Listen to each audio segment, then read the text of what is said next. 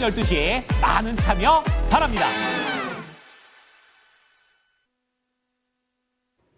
넌 유증 쉽게 봤어 그렇지 않니? 너는 몰라 주줄 몰라 알잖니? 안 돼, 네 맘대로 유증할 수는 없어. 끝낸다면 내가 끝내 기억해.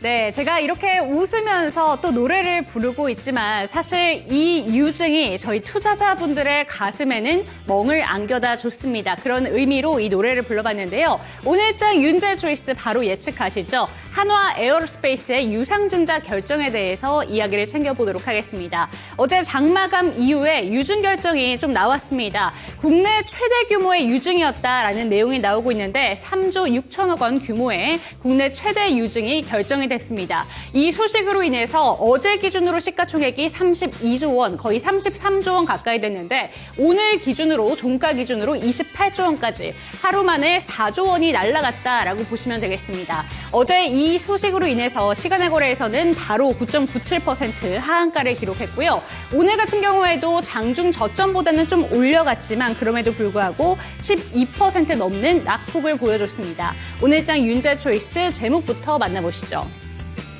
네, 한화 에어로스페이스 한국 증시 역사상 최대 규모의 유상증자 결정에 투자자는 화나요라고 이렇게 잡아봤는데요. 다음 장 띄워주시죠. 어떤 이유로 3조 6천억 원 규모의 유증을 내세웠는지 어떤 이유인지 체크를 해보도록 하겠습니다. 지금 보신다면 지금 IR 자료에 나와 있는 내용들을 한번 그대로 캡처를 해봤는데요. 3조 6천억 원 규모의 주주 배정 지금 유상증자가 결정이 됐습니다. 지금 일정 부분들 확인해 보시면 좋을 것 같고 중요한 건 어떤 이유로 유증을 진행을 하게 되었는가 이 부분일 텐데 다음 페이지 띄워주시기 바랍니다. 회사에서 일단은 이야기를 하고 있는 게 투자 사업별로 투자 계획을 차곡차곡 진행을 시켜나가면서 글로벌 방산, 조선해양 분야 그리고 우주항공 분야에서 탑 플레이어로 도약을 하겠다라고 얘기를 하고 있습니다. 지금 보신다면 유증의 이유가 결국에는 이 투자의 사업 부분 확대를 위해서다라고 얘기를 하고 있는데 그렇다면 이렇게 잘 나가고 있는 한화 에어로스페이스 유증에 왜 이렇게 주주분들은 화가 나 있는 걸까요? 다음 페이지 띄워주시기 바랍니다. 우선은 회사 차원에서는 2025년 기준으로 현재 시총이 34조 원 규모인데 오늘 많이 좀 시총이 날아가 버렸죠. 그런데 2035년까지 시총을 거의 70조 원까지 크게 점프업을 시키겠다라는 이런 목적은 좋습니다. 하지만 주주분들이 화나는 이유는 다른 곳에 있었습니다.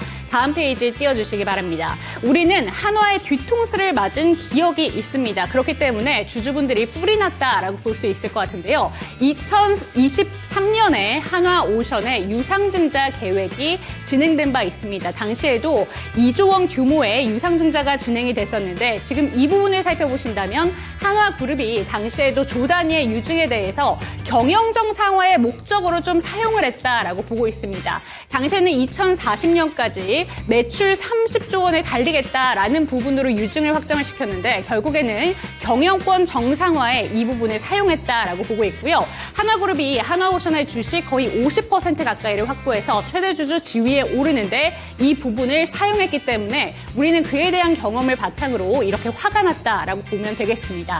다음 페이지 띄워주시기 바랍니다.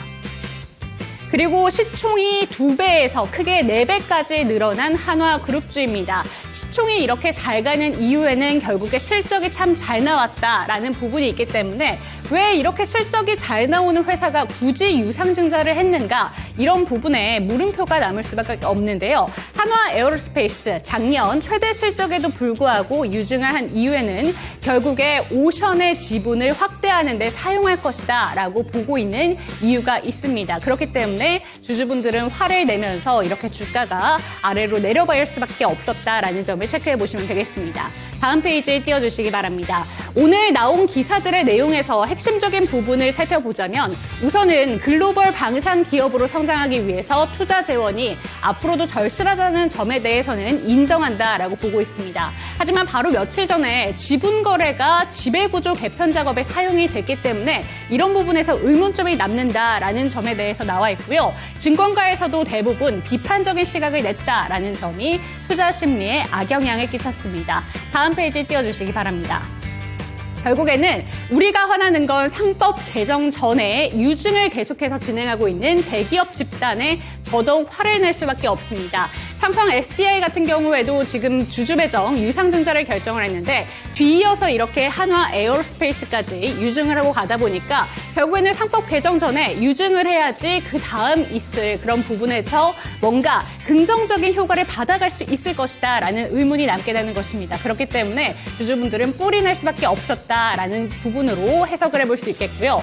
결국에는 오늘 그룹주 전반적으로 하락을 할 수밖에 없었습니다. 한화 에어로스페이스 같은 경우에는 12% 넘는 급락을 보여줬고 다른 주가의 흐름도 한번 살펴보도록 하겠습니다. 전반적으로 파란불을 켠 가운데 한화 엔진과 한화 리츠를 제외하고는 모든 종목들이 지금 하락세를 면치 못했는데요. 지금 보면 지주사인 한화 같은 경우에도 12% 넘는 급락을 보여줬고요. 한화 에어로스페이스 조금 더 밀려 내려갔네요. 13% 넘는 급락으로 62만 8천 원까지 내려앉았습니다. 이러다 보니까 주주분들은 이 유상증자 결정에 이해하지 못하겠다라는 아우성이 들려오고 있습니다.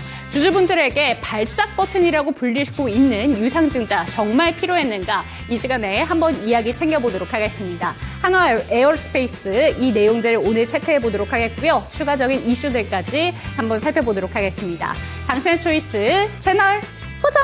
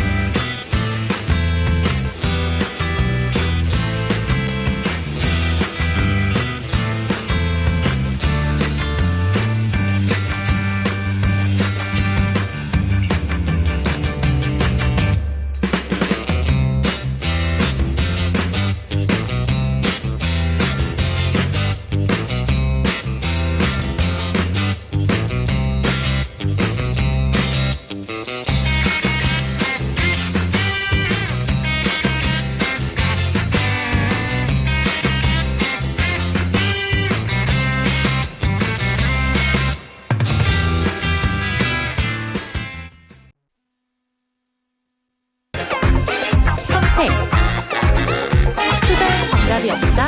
당신의 선택만이 있다. 후회 없는 선택을 위한 당신의 초이스.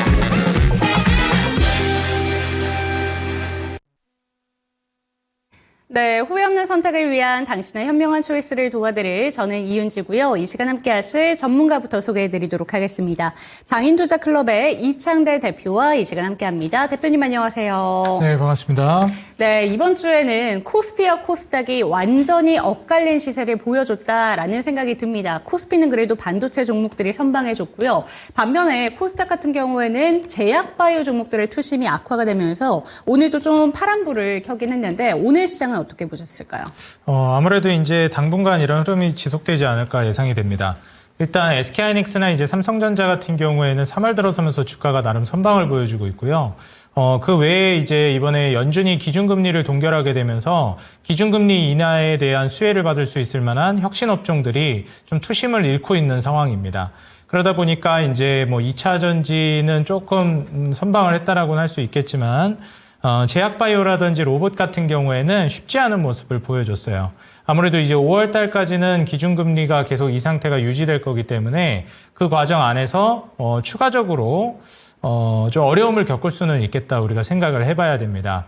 미증시 같은 경우에는 지금 현 시점을 우리가 생각을 해본다라고 했을 때, 이 고금리가 이제 5월까지는 변동이 없을 거니, 시장 흔들림이 좀 있을 수 있겠고요. 여기 안에서 이제 고금리가 유지된다라는 것은 앞으로 계속 시장 하락을 내포하고 있다라고 보셔야 합니다. 이제 금리 인하가 본격적으로 시작돼야 이 침체가 극에 달했다는 뜻이고, 극에 달하게 되면은 이제 금리 인하를 하면서 시장이 그때부터 올라가게 되는데, 그 전까지는 이제 계속 악화되는 상황으로 가게 될 거예요. 그래서 최근에 이제 미증시 반등이 가짜 반등이다, 이런 얘기도 제가 이제 거듭 말씀을 드리고 있습니다. 그래서 지금 현재 이 미증시 반등뿐만 아니라 한국 증시는 아무래도 미증시가 꺾이면서 우리나라 쪽으로 돈이 이제 다시 밀려 들어오는, 그리고 이제 공매도 재개가 되면서 외인들이 이제 다시 넘어올 거라는 기대감도 좀 작용하고 있는데, 결국 미증시가 한 번 더 패닉에 빠지면서 급락하게 되면은 한국 증시도 나름 선방하고 있긴 하지만 영향을 받을 거라고는 봐요. 그런 관점에서는 시장에 대해서 계속 좀 주의를 해봐야 된다라고 보고 있고요.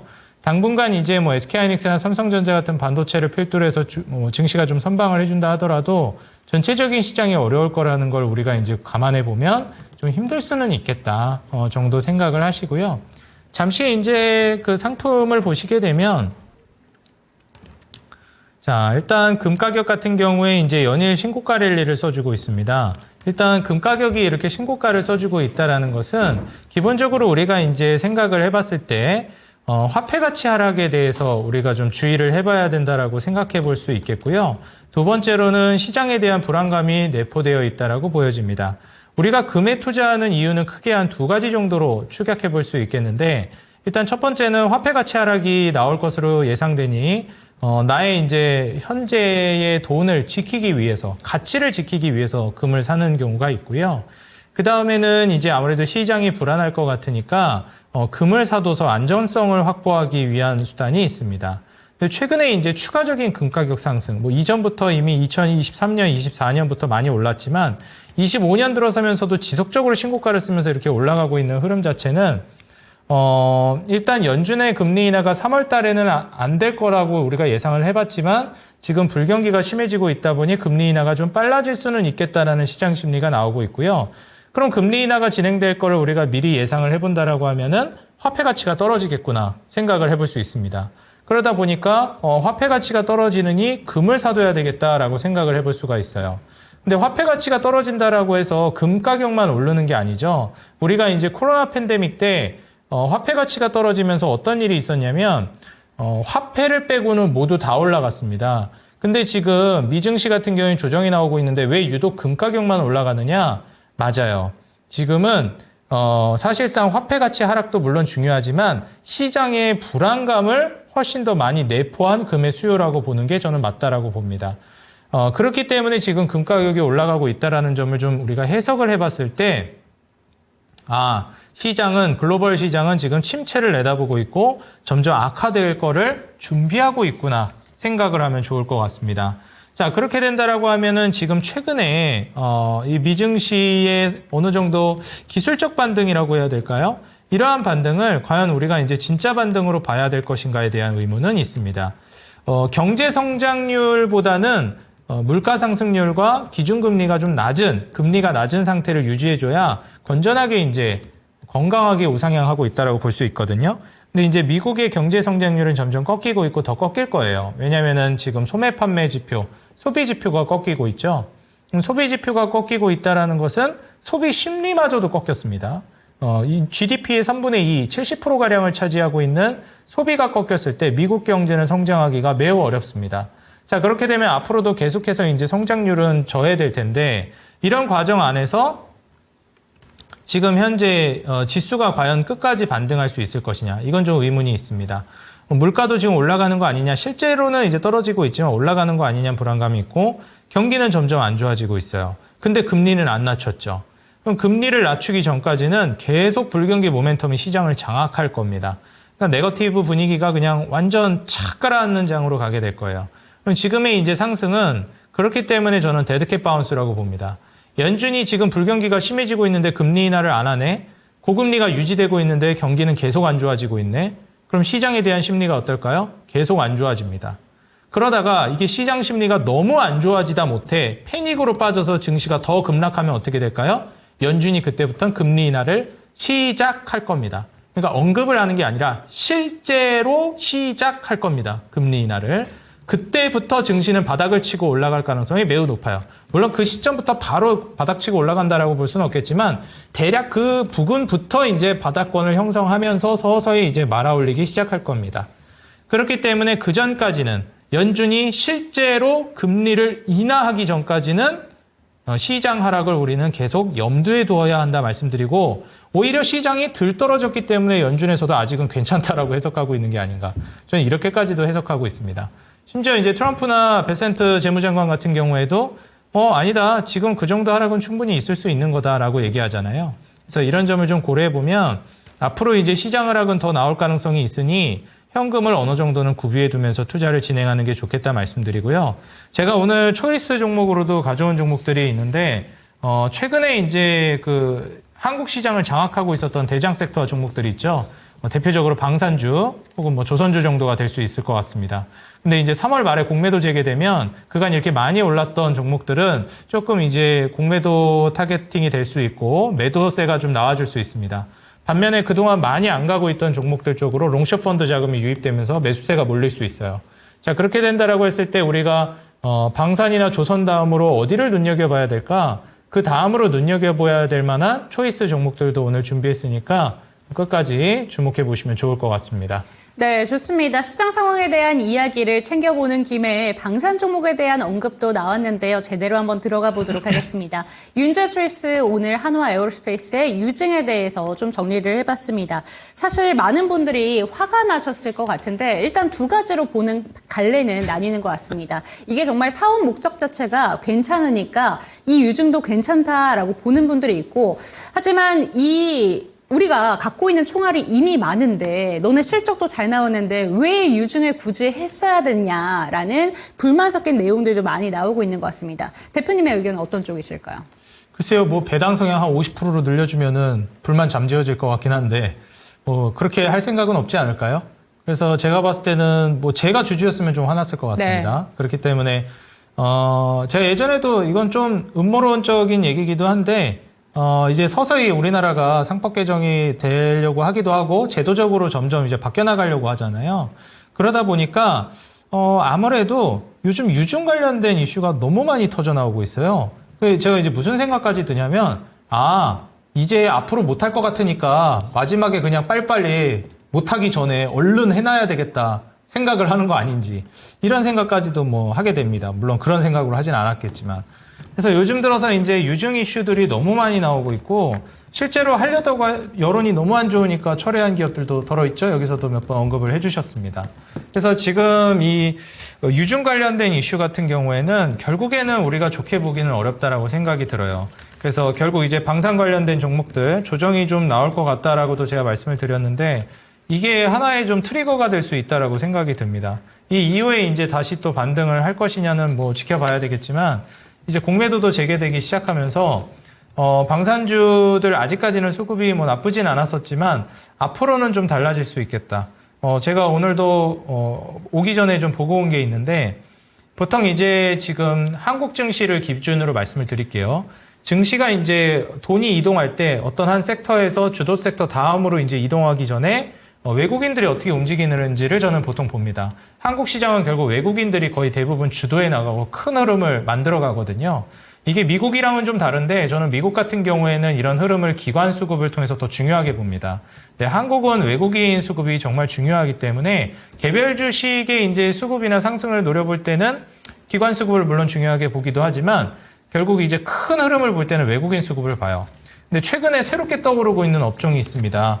이따가 이제 제가 오늘의 초이스 통해서도 말씀드리겠지만 그쪽으로 좀 돈이 옮겨가려고 하는 움직임이 좀 저는 느껴지더라고요. 그래서 방산이나 조선에서 다음 섹터로 돈이 이동하겠구나. 지금부터 서서히 갈아타야 되겠다. 이런 게 좀 느껴졌습니다. 네, 그렇다면 대표님 한 가지만 질문을 드릴게요. 네. 보유하고 계신 분들 중에서 평단가가 다 제각각일 겁니다. 지금 그렇죠. 저가 매수세로 들어가신 분들, 그래도 한참 전에 들어가신 분들이라면 오늘 유증 때문에 이렇게 주가가 많이 급락을 했었어도 여전히 수익을 많이 보고 계신 분들이 많으실 텐데 사실 최근에 들어가신 분들 같은 경우에는 참 실망스러움이 클 것 같습니다. 대표님이시라면 좀 한화그룹주에 대해서 내가 보유하고 있다면 어떤 선택을 하실 것 같으세요? 저라면은 일단 방산주를 요즘 같은 시기엔 안 들어갔을 것 같고요. 네. 일단 지난달 2월 달에 신고가 뚫기 시작하는 시점이 네. 있었어요. 제가 만약에 이제 방산주를 산다라고 했으면 마지막 마지노선이 요 정도였습니다. 지금 차트에 거래량 터졌던 캔들이 있는데 이때 신고가를 뚫어준 자리였거든요. 여기가. 이때가 그냥 마지노선이었고 제가 만약에 산다라고 네. 했으면 이 이후에는 저라면 안 샀습니다. 왜냐면은 이미 너무 신고가를 향해 가고 있었고 이때부터도 이제 공매도 재개 얘기가 나왔었는데 이 이후의 흐름은 가진 자들의 영역으로 저는 가는 거라고 보고 이미 방산주는 제가 뭐 작년이나 재작년부터 사야 된다라고 얘기를 했던 입장으로서 지금 자리에서 또 사라고 한다라는 건 진짜 쉽지는 않다라고 봅니다. 그러면 지금은 투자 판단은 어떻게 해야 될까요? 보유하고 계신 분들 지금이라도 좀 매도를 해야 될지 아니면 기다리면 이거 올라갈 수 있는 건지. 물론 엄청 장기적으로 보면은 네. 저는 방산은 좋을 거라고 봐요. 방해비는 앞으로도 장기적으로 오를 거라고 보거든요. 근데 2차 전지도 마찬가지예요. 장기적으로 보면 오를 거라고 보거든요. 지금 뭐 몇 년째 계속 떨어지고 있지 않습니까? 뭐 내가 10년 이상 보실 거면 모르겠는데 네. 10년 동안 뭐 반의 반토막도 버틸 수 있다. 주식은 모르는 거거든요. 시장 무너지면 아무리 좋아도 하나 에어로스페이스는 많이 갔기 때문에 네. 뭐 반토막 정도는 뭐 쉽게 나올 수 있는 자리예요. 그래서 그거 견딜 수 있으면 모르겠는데 저라면은 차라리 나중에 재진입하는 거를 좀 고려해 볼 것 같고요. 앞으로 이제 수급이 들어올 만한 새로운 섹터 오늘 말씀드릴 거잖아요. 그쪽으로 종목 교체해보는 전략이 저는 좋을 것 같습니다. 네, 그런데 오늘 또 이런 내용들도 나오고 있습니다. 사실 삼성 SDI의 유증 결정이 또 났을 때에는 2차 전지 전반적으로 그 유증의 영향이 퍼지는 게 아닌가라는 이야기가 있었는데 오늘 방산 종목들 막판에 보니까 조금 더 오른 종목들이 많더라고요. 한화 에어로스페이스 같은 경우에는 조금 더 밀렸지만 방산 종목들 시세가 초반보다는 오히려 탄력이 붙었다라는 차원에서 방산 종목들 아직까지 그 불신은 살아있다라고 보는 부분에 대해서는 어떻게 보실까요? 뭐 거기에도 동의합니다. 뭐 솔직하게 말씀드리자면 네. 제가 아까 말씀드렸던 이 2월 달에 신고가를 돌파하는 그 지점 이후에는 요 지점, 이 지점에는 마지막으로 그래도 매수를 해봄직한 자리인데 이 이후의 상승에 있어서는 저는 이제 손을 떠났다라고 생각해요. 뭐 어떻게 될지는 저는 예측하기 네. 개인적으로 말씀드리자면 저는 어렵다고 봅니다. 네, 네. 저는 좀 쉽지 않을 것 같고 저는 보통 이제 투자를 진행하거나 뭐 여기 관련해서도 분석을 할 때 예측이 되지 않는 자리에서는 아무리 좋아도 투자하지 않습니다. 물론 좋은 거는 인정하는데 여기서부터는 저는 이제 예측하기 힘든 영역으로 넘어간다고 생각해요. 어디서 무너져도 이상하지 네. 않은 자리까지 올라왔고 물론 좋다라는 거는 누구나 알고 있는 사실입니다. 누구나 알고 있고 누구나 알 법하게 많이 올랐습니다. 그러면은 누구나 알지 못하고 앞으로 오를 만한 섹터를 보는 게 저는 좀 좋다라고 생각이 들어서 뭐 좀 비중을 줄이는 전략도 나쁘진 않아요. 왜냐하면 너무 꽉 쥐고 가려고 하면 좀 힘들거든요. 조정 나올 때. 그래서 좀 비중을 조절하는 방법으로 완전히 그냥 다 나오진 않는다 하더라도 그렇게 한번 해보시는 게 어떨까. 지금 추세가 깨지기 시작한 초입인데 여기서부터 바로 이제 반등을 할 것이냐. 네. 줄줄줄 흘러내릴 것이냐. 저는 개인적으로 말씀드리면 잘 모르겠다고 말씀드리고 싶습니다. 네, 함부로 예측할 수 없는 부분이다라는 점에 대해서 방산 종목들 매도 전략에 대해서 이 부분까지도 잘 신경 쓰셔서 매도를 하셨으면 좋겠습니다. 참고가 되셨으면 좋겠고요. 방산 전반적인 이야기까지 한번 풀어봤는데 그렇다면 대표님께서 강조해 주시는 이제 방산에서 이쪽 부분으로 넘어갈 것이다라고 계속해서 언급을 해주셨습니다. 어떤 종목들 들고 오셨는지 화면으로 만나보도록 하겠습니다. 두 가지 종목이요. 이쪽으로 가네요. 결국에는 자동차 부품 쪽으로 좀 눈여겨보고 계신 것 같습니다. 요새 현대모비스 쪽으로 외국인과 기관의 수급이 많이 들어오고 있다라는 기사는 접했는데 코리아 FT, 현대모비스 들고 오신 이유부터 한번 여쭤볼게요. 둘 다 일단 자동차 산업의 수혜를 받을 만한 섹터입니다. 일단 외국인 수급이 최근에 이제 현대기아차를 비롯해서 현대모비스뿐만 아니라 각종 이제 현대차 그룹주들로 네. 수급이 집중되고 있어요. 이게 이제 중요하게 우리가 봐야 되는 것이 자동차는 그동안 많이 외면받고 있었던 섹터입니다. 근데 이제 제가 보통 3단계 사이클을 한국 증시에서 많이 말씀드리는데 바닥을 치고 올라올 때 가장 먼저 반도체부터 시작해서 이제 2단계의 제약바이오, 3단계의 중후장대 경기민감 업종에 간다고 말씀드려요. 근데 지금 3단계장이라고 제가 이전에도 네. 여기에서 수차례 말씀을 드렸었는데 3단계 경기민감 업종 중에서 이미 날아간 걸 말씀드리자면 중후장대 업종들 중에서 조선 이미 날아갔고요. 그 다음에 방산 이미 날아갔고요. 그 다음에 또 몇 가지가 있는데 전력 인프라가 이미 날아갔습니다. 그럼 아직 안 올라간 섹터 굵직한 것 중에 몇 가지를 말씀드리자면 건설이나 자동차 그리고 건설 기계 이런 쪽도 아직 안 올라갔고요. 여기 이제 건자재 쪽으로 들어가게 되면은 뭐 이제 철강이라든지 네. 그 다음에 시멘트도 아직 안 올라갔습니다. 가스관 관련된 종목들은 많이 올라가지 않았느냐라고 생각하실 수 있는데 건자재 개념의 철강주들은 아직 시세를 제대로 보여주고 있지 못해요. 가스관에 해당되는 철강만 움직이고 있습니다. 그래서 그런 관점에서는 향후에 이제 이런 중후장대 경기민감 업종들이 올라갔을 때 가장 대표격이 되는 게 건설이랑 자동차예요. 미국 같은 경우에도 소비 지표를 판단하기 위해서 혹은 경기를 판단하기 위해서 개별적으로 판단하는 게 가장 많이 보는 게 주택지수랑 그다음에 자동차 판매 대수입니다. 우리가 경기가 좋아지고 먹고 살만해지면 제일 먼저 바꾸는 게 집이랑 차예요. 그쵸. 이거는 전 세계 거의 만국 공통입니다. 그렇기 때문에 사실상 이제 지금의 불경기 상황에서 호경기를 내다본다라고 했을 때 저가 매수에 들어가 볼 수 있을 만한 게 저는 건설이나 자동차라고 봐요. 네.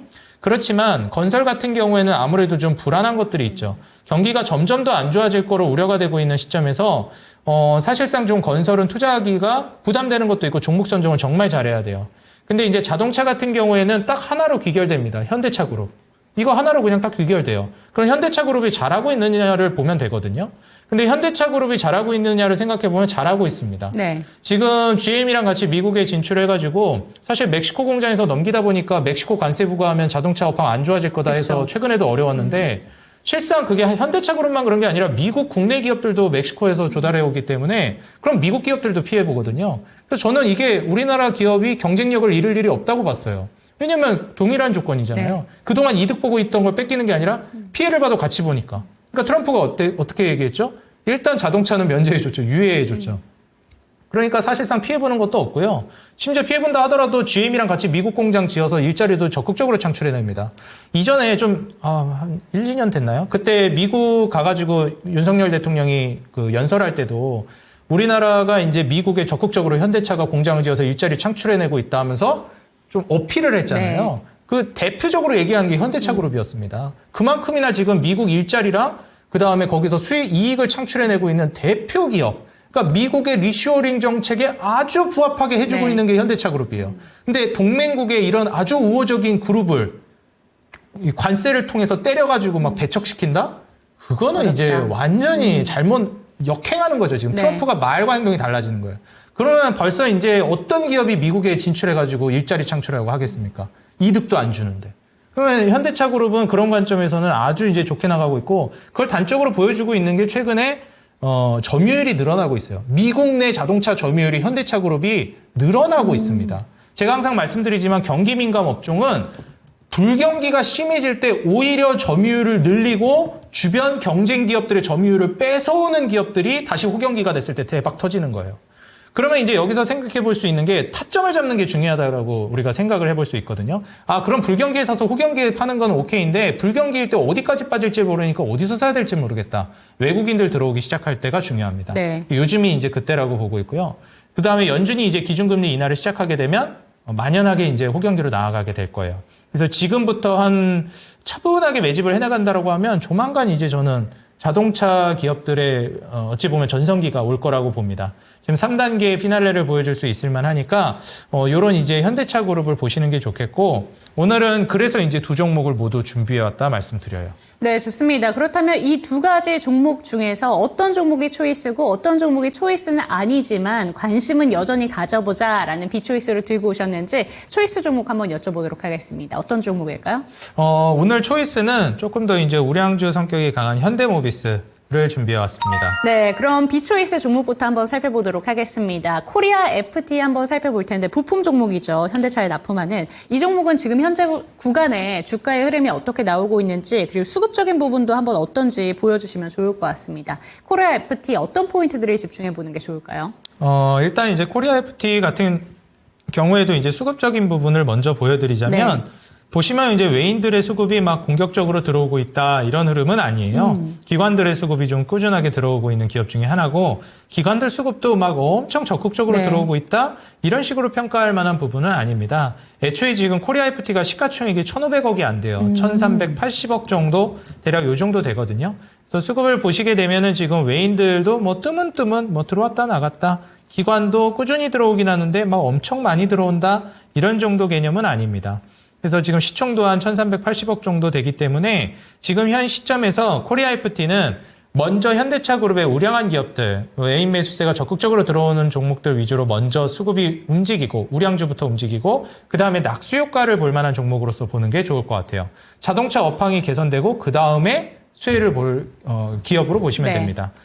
그러면 이제 코리아 FT를 지금부터 눈여겨본다라고 했을 때 어떤 부분을 메리트로 보는 게 좋냐면 주봉상에 지금 120선 지지를 바치고 있는 모습을 확인할 수 있어요. 그래서 사실상 주봉상 120선의 지지 라인을 구축하면서 조정을 끝내고 말아올린다라는 걸 우리가 기대해 볼 수 있겠고요. 그리고 무엇보다도 최근에 이제 전기차로 완전히 넘어가려고 하다가 좀 어려움을 겪고 있죠. 캐짐도 있고요. 그래서 완전히 바로 전기차로 넘어가는 거는 좀 힘들다라는 거를 거의 다 인정하는 분위기입니다. 그러면 이제 중간에 징검다리가 있어야 하잖아요. 우리가 다 태양광이나 풍력으로 한 번에 친환경으로 넘어가려고 했지만 실패했죠. 인정했죠. 그래서 지금 징검다리 역할로 하려고 하는 게 뭐가 있죠? 원전이죠. 그런 식으로 완전 친환경으로 가기 전에 징검다리 역할을 해줄 쪽으로 먼저 수급이 움직일 겁니다. 네. 그러면은 우리가 이 에너지원에서 풍력, 태양광 완전 친환경으로 가기 전에 징검다리 역할을 해주는 원전 같은 역할을 해주는 게 자동차에선 무엇인가? 최종 목적지인 전기차로 완전에 가기 전에 하이브리드가 중간 징검다리 역할을 해줍니다. 그래서 사실상 이제 현대차 그룹이 미국에서 혹은 해외에서 이제 선방을 해주고 잘 나가는 것도 사실상 이제 하이브리드 쪽에서 수혜가 많이 나올 걸로 기대가 되고 있는 시점이에요. 전기차 시장이 지금 캐즘으로 인해서 어려움을 겪고 있는데 하이브리드 판매가 이제 급증하고 있는 상황입니다. 그러다 보면 코리아 FT가 이제 수혜를 받을 수밖에 없어요. 네. 현대차 하이브리드 밸류 체인에 해당되는 기업이 코리아 FT거든요. 그래서 결국 현대차 그룹의 하이브리드 자동차들이 이제 늘어나면서 거기에서 이제 수익성이 높아지게 되면은 수혜를 받을 것이다. GM과 이제 하이브리드 차량을 이제 공급을 하기 때문에 GM이랑 같이 합작을 하잖아요. 현대차 그룹이. 그런 과정 안에서 GM이 이제 하이브리드 차량 공급을 하게 되면 코리아 FT가 이제 거기에 또 수혜를 받을 수 있겠습니다. 그래서 이제 기업을 한번 보시게 되면 코리아 FT는 이제 하이브리드 기업으로서 대표적으로 보시면 좋을 것 같고요. 그 다음에 매출이나 영업이익, 순이익도 23년도까지는 꾸준하게 이제 증가하는 모습을 보여줬어요. 그리고 이제 별도 기준으로 또 살펴보시게 되면은 한 3분기까지의 이제 흐름을 봤을 때 대략 한 250억 정도는 이익을 일단 냈단 말이에요.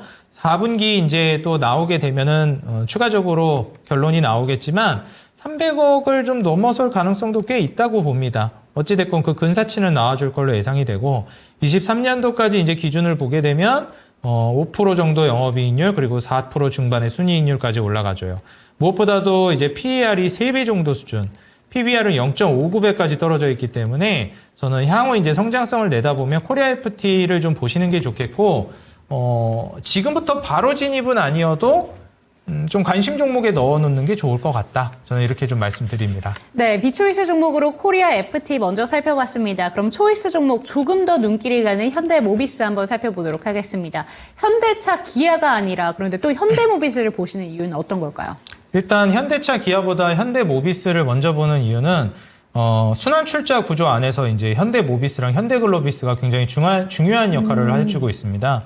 그럼 현대글로비스도 있지 않느냐 이제 할 수 있겠는데 현대글로비스는 완전히 이제 자동차 수혜를 받는 종목이라고 보기는 어려워요. 해운이나 이제 자동차의 직접적인 해운이나 물류를 담당하는 기업이기 때문에 사실상 이제 완전 자동차 기업이라기보다는 조금 이제 해운 쪽에 오히려 좀 치우쳐져 있는 기업이라고 보시면 됩니다. 근데 아시겠지만 최근에 그 홍해 쪽의 테러나 이런 것 때문에 중동 쪽에서 지금 후티 반군 관련된 이슈로 트럼프가 계속해서 어찌 보면은 좀 노이즈가 발생하고 네. 있는 시점이잖아요. 그래서 해운이나 이런 쪽은 당분간은 좀 소강 상태에 접어들 가능성이 있습니다. 그래서 현대글로비스가 원래는 더 먼저 신고가를 뚫으면서 막 올라가고 있었는데 최근에는 좀 이제 조정이 나오면서 지지를 받고 있는 상황이에요. 그래서 물론 그 후티 반군 이슈들이 많이 해소가 되게 되면 지금 중국 해운사들 제재를 가하고 그다음에 이제 조선소들에도 제재를 가하기 때문에 한국의 해운사들은 또 반사이익을 볼 수 있을 만한 조건은 마련이 됐습니다. 그래서 그 후티 반군 이슈들만 잘 해결이 되게 되면은 이후에 지금 조정주고 있긴 하지만 현대글로비스도 금세 치고 올라갈 거라고 보고 있어요. 근데 어찌됐건 현대글로비스는 해운이나 물류 쪽이 조금 녹아 있는 기업이고 네. 현대모비스는 완전히 그냥 현대차그룹의 이제 계열 자동차 기업이라고 보셔야 되거든요. 그래서 그런 관점에서 보게 되면은 지금 관점에서 자동차라는 업황이 좋아진다라는 걸 감안해 보면 현대모비스가 조금 더 매력적인 상황에 현재는 놓여 있다. 근데 아마 앞서거니 뒤서거니 하면서 현대차그룹 안에서 결국 현대글로비스도 그렇고 모비스도 그렇고 다 갈 거라고 네. 봐요. 순환 출자 구조 안에서 그 두 개 기업이 굉장히 중요한 위치에 있거든요. 그래서 이제 지분 매입 중요성 때문에 매수세가 몰릴 가능성이 꽤 높습니다. 그래서 오히려 현대차나 기아보다도 현대글로비스랑 현대모비스를 먼저 보시길 권해드리고 그중 안에서도 이제 현대모비스가 먼저 움직일 가능성이 네. 있다. 왜냐하면 잠시 지금 후티 반군 때문에 막 물류나 해운 쪽이 잠시 소강 상태에 있으니까요. 그래서 현대모비스를 먼저 보시고 지금 보시게 되면은 이제 고점을 찍고 계속 저항을 맞고 있는데 네. 이 27만 5천 원 매물대를 돌파하게 되면 그때부터는 이제 대시세로 쭉 치고 갈 가능성이 높다고 봅니다. 앞서서도 말씀드렸지만 현대차가 지금 GM과 협력으로 인해서 관세 리스크도 대응하고 있는 상황이고 이 신고가 매물대를 이제 돌파했을 때의 메리트를 우리가 이제 기대해 볼 수 있는 그 이전에 선취매할 수 있는 자리라고 봐요. 무엇보다도 이제 현대모비스가 최근에 고부가 가치 전장 부품 매출이 성장하고 있는 단계입니다. 네. 이건 이제 자동차 업황이 점점 좋아질 거를 미리 좀 우리가 유추해 볼 수 있는 부분이라고 생각하고요.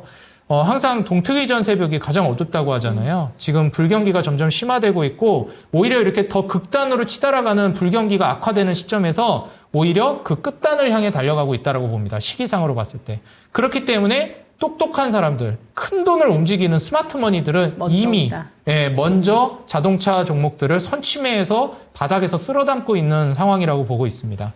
보시게 되면 말씀드렸듯이 이미 뭐 외국인들을 그리고 기관들이 네. 최근 들어서 3월 중순 말 들어서면서부터 서서히 담고 있어요.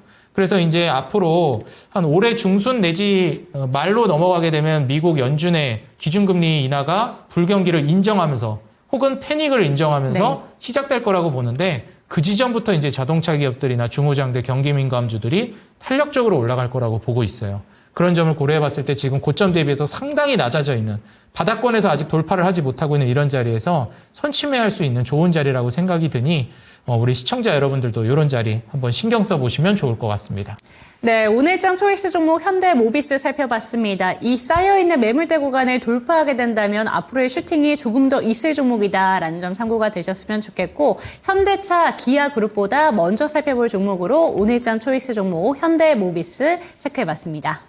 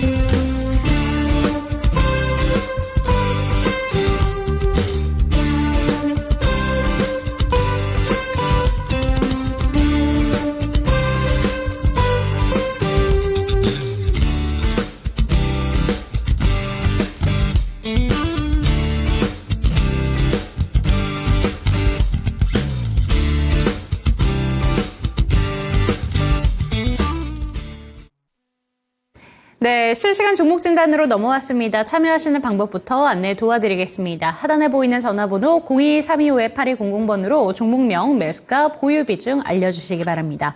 네, 첫 번째 종목부터 바로 가볼게요. 유튜브 채팅창에서 지금 올라온 종목인데요. ENCL 한번 살펴보도록 하겠습니다. 회사랑님의 종목이고요. 23,300원에 비중은 10%. 공매도가 재개되기 전에 팔지 않아도 괜찮은 건지 진단 부탁드립니다. 라고 보내주셨습니다. ESL 같은 경우에는 국제학회에서 근감소증 치료제 후보 물질이 전 임상 결과를 발표했는데 긍정적인 발표가 있었거든요. 그럼에도 주가가 반응 자체가 없는 종목인 것 같습니다. 어제도 그렇고 오늘도 그렇고 그냥 좀 빠지고 있는데 바이오 종목들 전반적으로 투심이 안 좋다 보니까 그래서 빠지는 건지 아니면 이쪽 섹터로는 지금 시장에 관심이 없는 건지 어떻게 보실까요? 일단 제약바이오뿐만 아니라 로봇도 그렇고 혁신업종에 해당되잖아요. 근데 제약바이오는 조금 이제 달라지기는 했어요. 옛날의 제약바이오가 아닙니다. 한국이 원래 이제 제약바이오 꿈만 먹고 사실상 뭐 실효성 없는 기업이 대부분이고 한 90%는 그냥 말 그대로 기대감만으로 그냥 펌핑시키는 그냥 테마 그 이상도 이하도 아닌 섹터가 제약바이오였어요. 근데 이제 요즘의 제약바이오는 삼성바이오로직스나 셀트리온, 뭐 한미약품 이런 기업들이 우리나라 제약바이오 산업에 물꼬를 좀 터주면서 최근에는 이제 알테오젠이라든지 유한양행, 그다음에 리가캠, 뭐 ABL 바이오 같은 각종 플랫폼 기업들이 꽃을 피우면서 사실상 이제 원래 실질적으로 돈을 제대로 벌어오는 제약바이오는 없었는데 네. 요즘 들어서는 이제 좀 많이 바뀌었다고 보셔야 됩니다. 그래서 기대감만으로 가는 제약바이오랑 실제적으로 이미 성장을 잘 해나가고 있는 제약바이오를 구분지어서 보셔야 돼요. 그러면은 지금 ENCL 같은 경우는 실제로 돈을 잘 벌어오고 있고 성장하고 있느냐? 그렇지 않아요. 네. ENCL은 지금 재물을 보시게 되면 기대감만으로 움직이는 종목입니다. 현 시점에서는. 뭐 매출 늘지도 않아요. 지금 오히려 다운되고 영업이익이랑 순이익은 계속 적자입니다. 이 주식은 기대감만으로 가는 주식이에요. 과거 전형적인 한국 테마에서 움직이던. 그렇다고 나쁘다는 게 아닙니다. 이런 주식들이 이제 강세를 보이는 시기가 있어요. 주식에서 이제 제약바이오라는 업황이 한창 꽃을 피우고 있을 때 이런 종목들이 막 엄청 잘 가요. 네.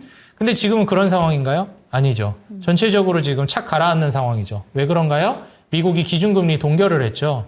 다음에 이제 미국이 기준금리 인하를 하기 전까지는 제약바이오나 로봇 같은 이런 혁신업종은 전체적으로 가라앉을 거예요. 근데 이럴 때 하방 지지를 잘해주는 주식들이 있어요. 그런 종목들이 우량주들입니다. 그리고 이익을 잘 내고 있는 기업들. 삼성바이오로직스, 셀트리온, 뭐 SK바이오팜, 그다음에 뭐 알테오젠, 리가캠, 유한양행 이런 종목들이 그나마 하방 지지를 잘해주고 있는 기업들입니다. 근데 이제 ENCL 같은 경우에는 그러기가 좀 어려울 수 있어요. 그러면은 금리 인하하기 전까지 어디까지 빠질지가 사실 미지수입니다. 시장 분위기가 제약바이오가 좀 어려워지는 시점으로 갈 수 있기 때문에 장기적으로 보면 제약바이오는 좋아질 거예요. 근데 그때까지 이제 ENCL이 얼마나 이제 위험해질지는 제가 알 수가 없기 때문에 사실상 그런 리스크 관리는 좀 하는 게 좋을 것 같습니다. 비중이 한 10% 정도 되고 매수가가 2만 원 정도 되시는데 저는 이런 주식은 지금 투자할 때는 아니라고 생각해요. 네. 저는 개인적으로. 지금은 만약에 굳이 제약바이오를 지금부터 이제 들어가겠다라고 하면 앞서 말씀드렸던 우량주들 뭐 삼바나 SK바이오팜이나 뭐 셀트리온이나 한미약품이나 뭐 아니면 차라리 뭐 알테오젠, 유한양행, 리가캠, ABL 같은 이런 그래도 시총이 어느 정도 있고 이익이 가시화 단계에 들어서는 이런 주식들을 오히려 좀 조정 나올 때 저가 매수를 하고 이런 기업들이 이제 치고 올라갔을 때 그 이후에 후발주자로서 기대감으로 올라가는 종목들은 막 급등 랠리를 보여줘요. 그 종목들이 먼저 가고 나서. 그래서 그때 이제 진입을 고려해 보시는 게 좋을 것 같아요. 가는 걸 보고. 이렇게 떨어지고 있을 때 들어가게 하는 게 아니라 오르는 걸 보고 가야 되고 앞서 말씀드렸던 그런 우량주들이 신고가를 쓰고 있을 때 이런 종목들을 쳐다보는 게 전 더 맞다고 봅니다. 그래서 시기상으로 좀 엇박을 타셨다라고 저는 생각이 들어요. 그래서 종목 교체를 지금 그냥 제약바이오를 보실 거라면 우량주들로 해놓으시고 나중에 재진입을 해보시는 게 어떨까 좀 이렇게 저는 제안을 드리고 싶습니다. 네, 제약바이오 종목 중에서 시총 자체를 이끌고 있는 종목들이 갈 때 이런 종목들도 함께 간다라는 이야기를 해주셨습니다. 그런데 전반적으로 밀리고 있는 상황이기 때문에 시장의 선택을 받지 못했다라고 얘기해 주셨고요. 그렇기 때문에 지금 제약바이오 종목으로 선택을 하실 거라면 우량주 쪽으로 조금 더 갈아타시면 어떨까라는 의견 주셨으니까 참고가 되셨으면 좋겠습니다. 다음 종목은요. 해피아이님의 종목입니다. 솔트룩스 27,000원에 10%입니다. 지금이라도 비중을 지려야 되는 건지 반등이 나온다면 어느 정도까지 바라볼 수 있을지 이렇게 질문을 주셨는데 솔트룩스 오늘 같은 경우에도 좀 많이 밀렸어요. 6% 넘게 좀 하락을 면치 못했는데 어제도 7% 넘게 밀렸거든요. 어떻게 보는 게 좋을까요? 일단 뭐 빅데이터 분석 솔루션으로 지금 그 AI 관련주로 평가받고 있잖아요. 네. 우리가 과거에 이제 AI 관련주 뭐 소프트웨어 솔루션 이런 것들도 많이 움직이지만 AI라는 게 우리나라에서 지금 핵심적으로 사업을 경쟁력 있게 나아가고 있는 기업은 솔직히 말씀드리면 전 세계적으로 봤을 때 거의 없어요. 그래서 반도체 쪽으로 보면 꽤 있는데 소프트웨어는 굉장히 적습니다. 거의 없어요. 그래서 차라리 그냥 플랫폼 쪽에 네이버를 보는 게 오히려 낫다고 보는 거예요. 카카오나 AI발 수혜를 보는 소프트웨어를 볼 거라면. 아니면 아예 게임을 보던가. 근데 이제 솔트룩스 같은 경우에는 뭐 이익이라도 제대로 나오고 있으면 모르겠는데 적자가 좀 심해지고 있는 상황이고 이런 점을 좀 고려해 봤을 때는 리스크가 좀 있다고 봅니다. 물론 3분기부터 이제 4분기는 영업이익 흑자 전환이 기대된다라고는 하지만 좀 연간 흐름을 보시게 되면 적자 나고 있는 건 계속 반복되고 있습니다. 크게 달라지지 않았어요. 그래서 그런 관점에서는 제가 보기엔 AI를 보시면서 들어간 것 같은데 네. AI를 보실 거라면 저는 차라리 게임이나 플랫폼 이런 쪽을 보시는 게 좋을 것 같고 더 안전하게는 왜냐면 게임이나 플랫폼도 종목 선정 잘해야 돼요. 게임도 지금 이상한 거 찍으면은 그냥 순식간에 그냥 속된 말로 그냥 무너져 버리거든요. 그래서 사실상 게임은 저는 지금 볼만한 게 크래프톤 말고는 제가 발견한 게 없습니다. 네. 더 괜찮은 거 있으신 분들 알려주시면 감사하겠는데 제가 보기에 지금 경쟁력 있는 게 크래프톤 말고는 안 보여요. 3A는 사실상 이제 경쟁력을 잃었다라고 저는 봅니다. 넷마블, 네이버가 아니죠. 죄송합니다. 넷마블, 이제 넥슨, NC소프트 이런 쪽은 이게 일단 유저들의 인식에서도 많이 외면을 받았고요. 뭐 확률 조작 사태가 있기도 했었고 그 다음에 너무 돈벌이 수단으로만 본다. 게임의 작품성보다도 너무 이제 장사로만 치우쳤고 너무 사행성으로 치우쳤다라는 비판 때문에 사실상 좀 어려워졌고 그래서 AI발 퀄리티를 받는다라고 하면 사행성이 아니라 사실상 게임의 퀄리티가 올라가는 게 AI발 수혜를 받는 거잖아요. 사양이 좋아지고. 그런 점을 고려해 봤을 땐 크래프톤이 거기에 적합하거든요. 사양이 굉장히 많이 필요했고 고사양에다가 퀄리티 높은 게임을 개발했잖아요. 크래프톤에서 개발한 배틀그라운드. 그래서 전 세계적으로 흥행에 성공한 게임입니다, 실제로.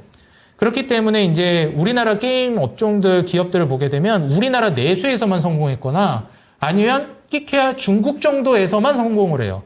근데 이제 전 세계적인 성공을 이제 그나마 보여준 모델이 크래프톤 정도입니다. 그래서 사실 저는 게임 산업에 있어서 AI 발수혜를 굳이 노려본다라고 하면 게임에선 크래프톤 그리고 소프트웨어로 굳이 보겠다라고 하면은 우리나라가 잘하는 게 플랫폼이잖아요. 그래서 플랫폼에 해당되는 네이버나 카카오가 그나마 수혜를 볼 거라고 보고 있고요. 그 외 종목들은 저는 솔직히 말씀드리면 경쟁력이 딱히 없다고 봅니다. AI에 있어서. 네. 그러니까 이제 점점 세계화로 가게 되는데 우리나라가 아니라 세계적으로 경쟁력이 있어야 돼요. 그 산업이.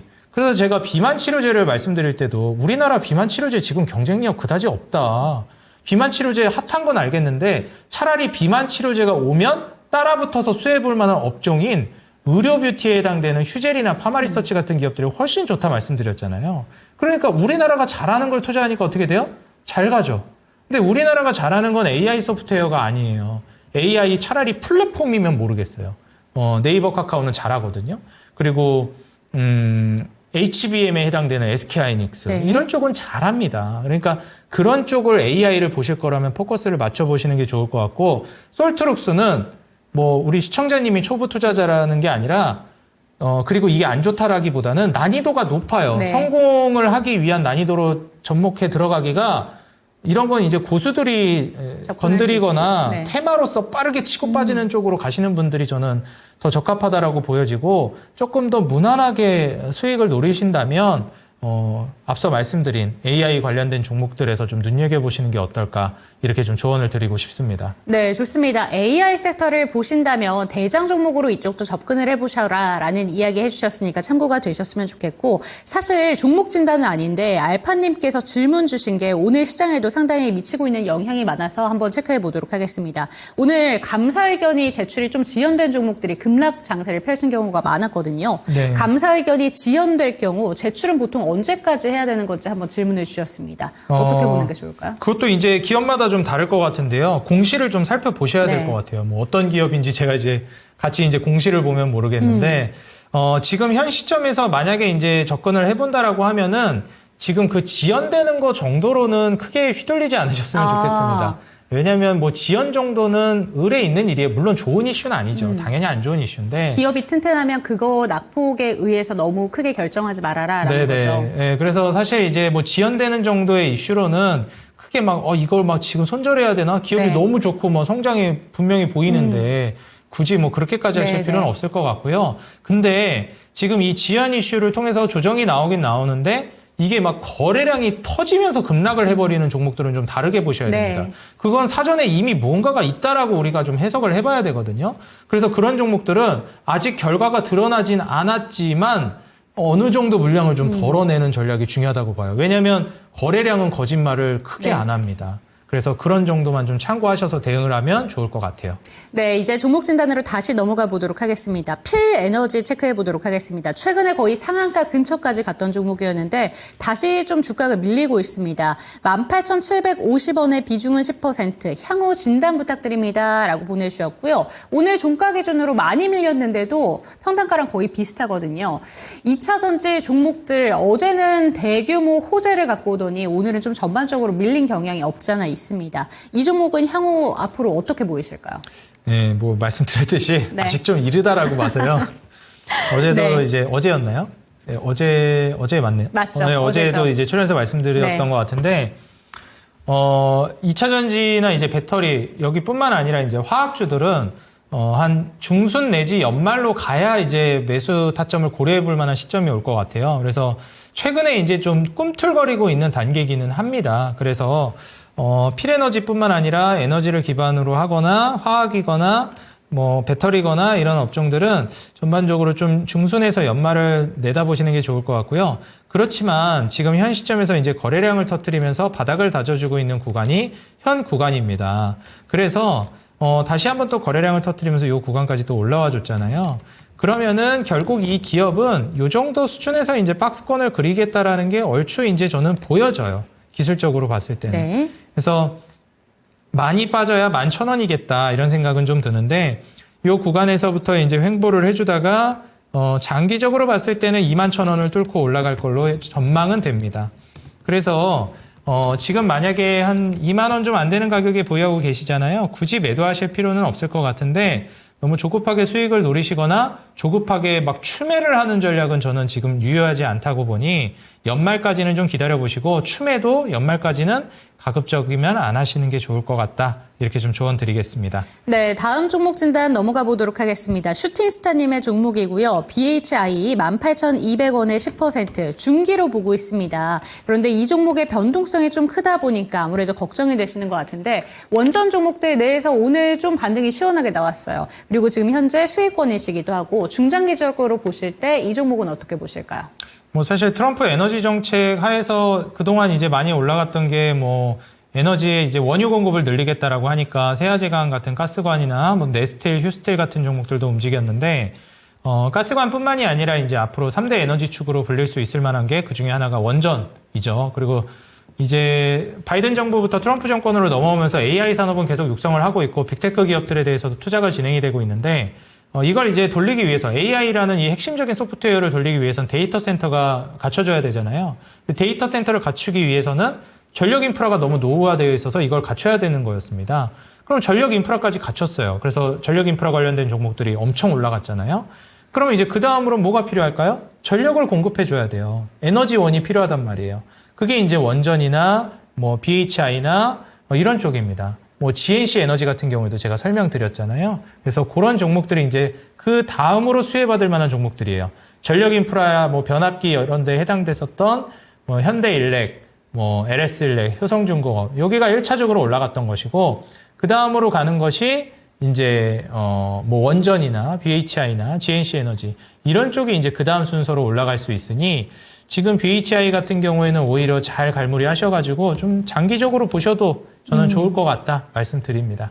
네, BHI 지금 들고 계신 그대로 장기적으로 좀 들고 가셔라라는 이야기까지 챙겨가시기 바랍니다. 이제 끝낼 시간이 된 것 같습니다. 종목에 대한 상승과 하락은 보장하지 않는다는 점 반드시 기억해 주시고요. 대표님께서 정리해 주신 다음 주 전략이 있는데 제가 채팅창에 올려드리도록 하겠습니다. 참고가 되셨으면 좋겠습니다. 종목에 대한 상승과 하락은 보장하지 않는다는 점 반드시 기억해 주시고 다음 주 이 시간도 저희 함께 해주시기 바랍니다. 시청해 주신 여러분 고맙습니다.